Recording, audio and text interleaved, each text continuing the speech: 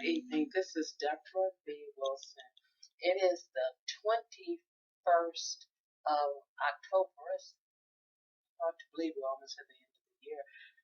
And that year would be 2019. The day is Monday. I am in Bradford.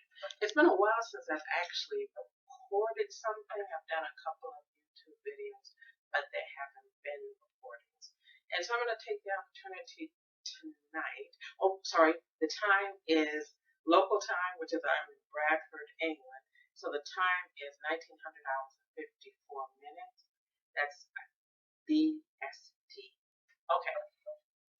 So what I'm going to do is, and by the way, I'm the last person that upgraded to Windows 10, and so I'm actually using the mic, the generic recording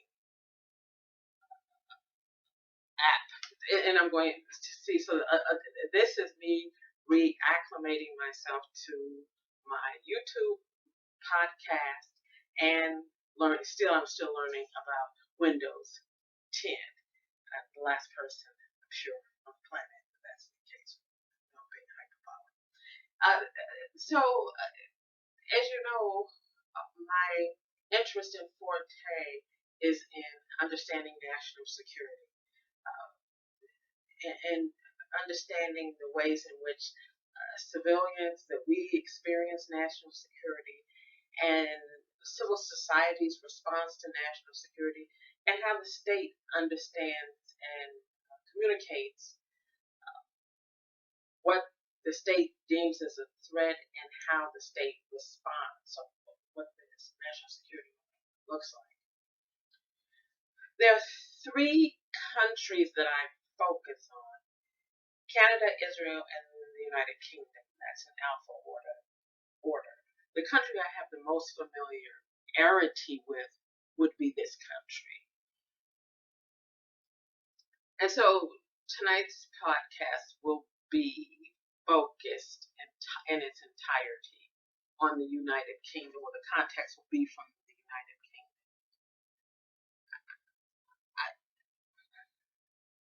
I have, and I will do a link and a copy paste to the tweet I did about this topic.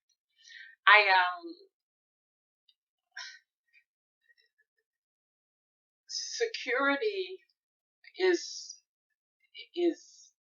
I believe, the inalienable right to everyone. Although security is denied to often, every society has marginalized people, because every society on the planet operates on some sort of hierarchy.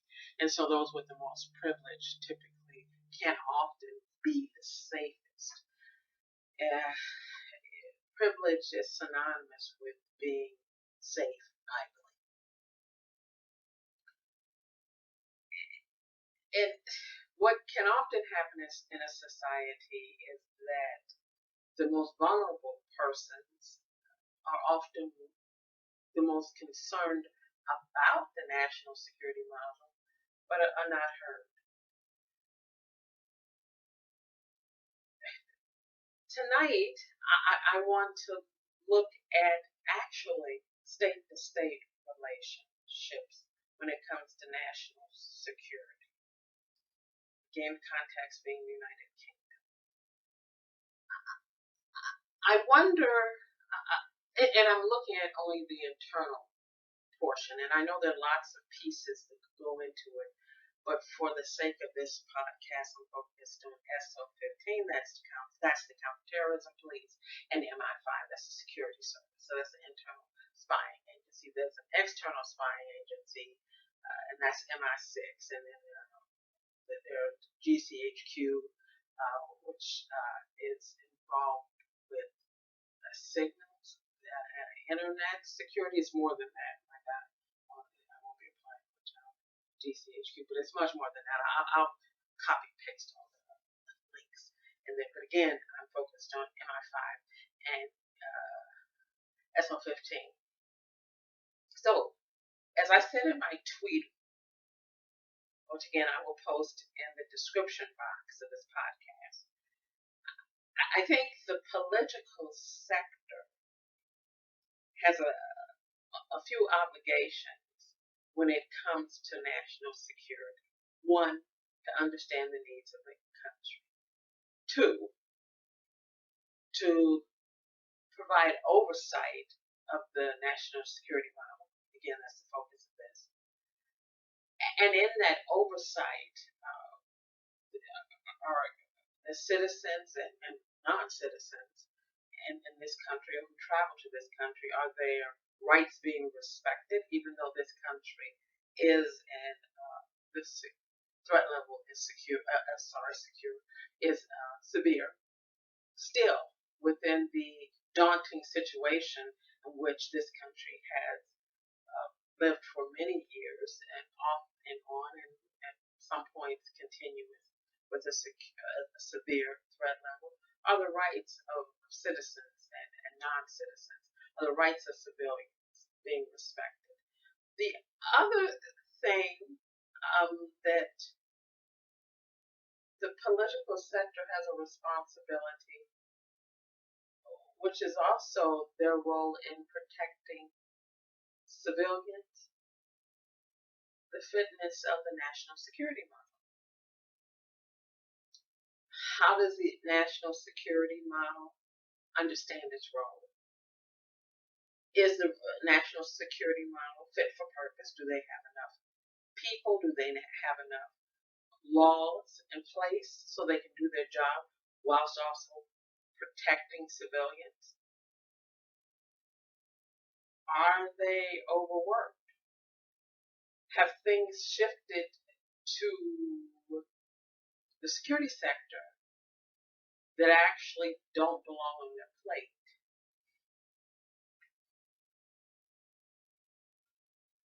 I'm here in the UK, and I mentioned this before, because at this stage in my life, and I have for several years now, it's a decade, over a decade actually, I just made the decision that I wanted to go and do a postgraduate degree in research this country's national security.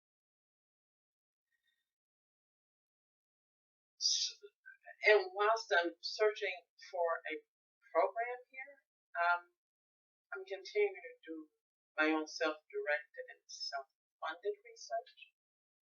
And I wonder, how does the political sector understand their obligations to the national security model? The national security model is composed of people, and they're human, and they have their rights, and they need to be taken care of like we all do. Good working conditions, fair working conditions, ethical working conditions.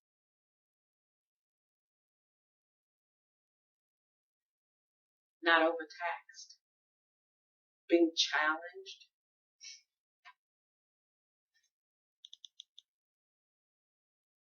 a clear understanding of their role. Some of those functions are internal within the organizations, respective organizations, SO15, MI5, but the political sector should understand the functionality of the internal security model. So I wonder, around issues particularly with Brexit, I wonder,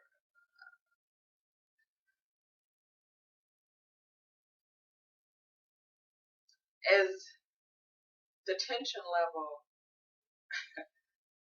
the resting point for the tension level around Brexit is pretty high these days.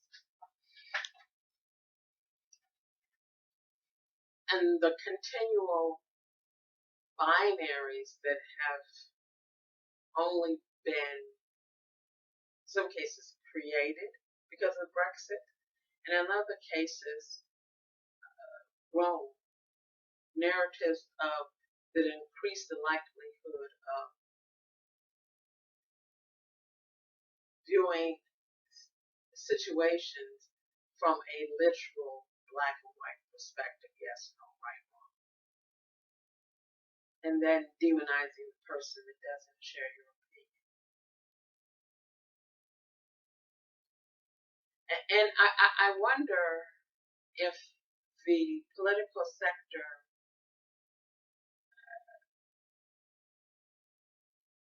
ever looks at what's happening now in this country and ever thinks or questions if things that actually belong in civil society that should be managed and cared for by we the people with help from the political sector have moved over to security apparatus.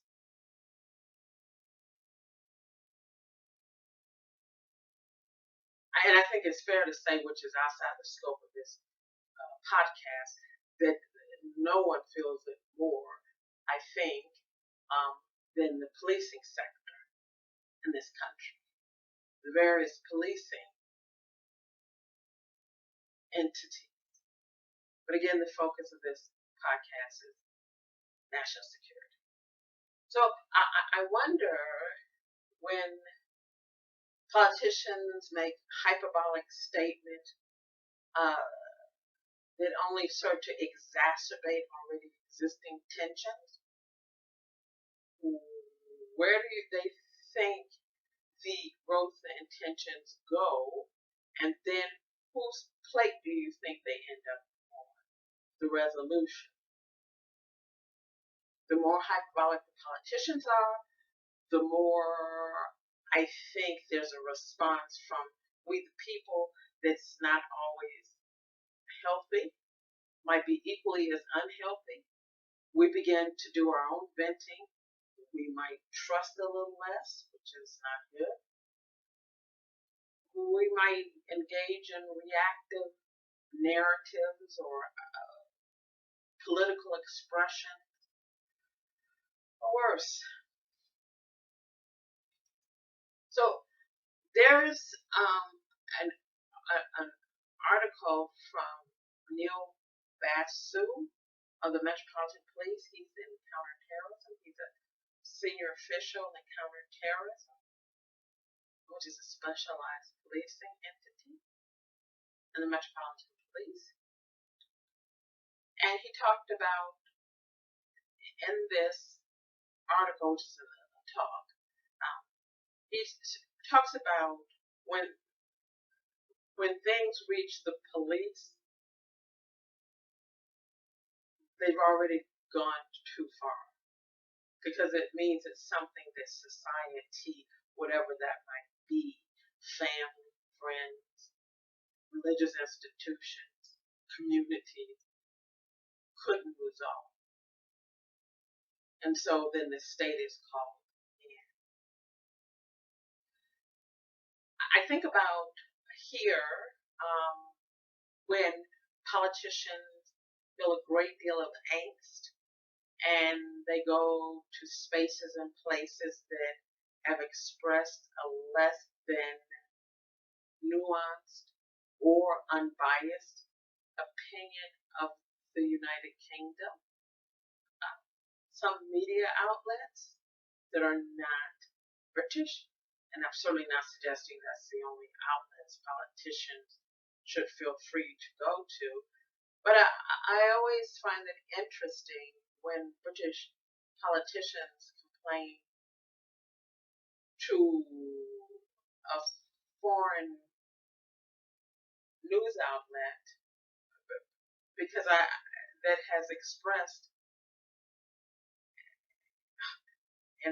an inherently negative bias towards this country. I always wonder, what is the outcome that the politician is seeking? You have a right to criticize, and I think that makes a healthier national security model, what those that are tasked to keep us safe and and that we have deemed with the title our security experts, SO15, MI5. Again, I'm talking in terms. But I wonder, in a country that has gone from conflict to conflict, I am not one that dismisses history. History is what it is, and how you make sense of it is your right. There are arguments by people as to why the United Kingdom is in the situation she's in, but she literally is going from conflict to conflict. Sometimes those conflicts aren't called wars or even civil wars. The trouble. And sometimes they are the war on terror. But nevertheless, this country has been going from threat to threat, challenge to challenge, conflict to conflict. And I wonder what the political sector feels is their responsibility in a nation that they serve, they have the honor of serving, that is in such a, again, daunting national security situation. Okay, this is my podcast to get my feet wet again and get back out there again, and also to test and see if I know how to work this mic thing. You know, I'm not waiting for that job on GCHQ. The voice recording app for Windows 10. I'm not waiting for that application for GCHQ. I'm not waiting for that offer. So in any case, I'm going to see if I was able to record this correctly and post it. So today is Monday, the 21st of October, 2019. I got a really weak internet connection. That's another thing with this Windows 10. I keep losing my Wi-Fi connection. I don't know what that's about. So we'll see when I actually post this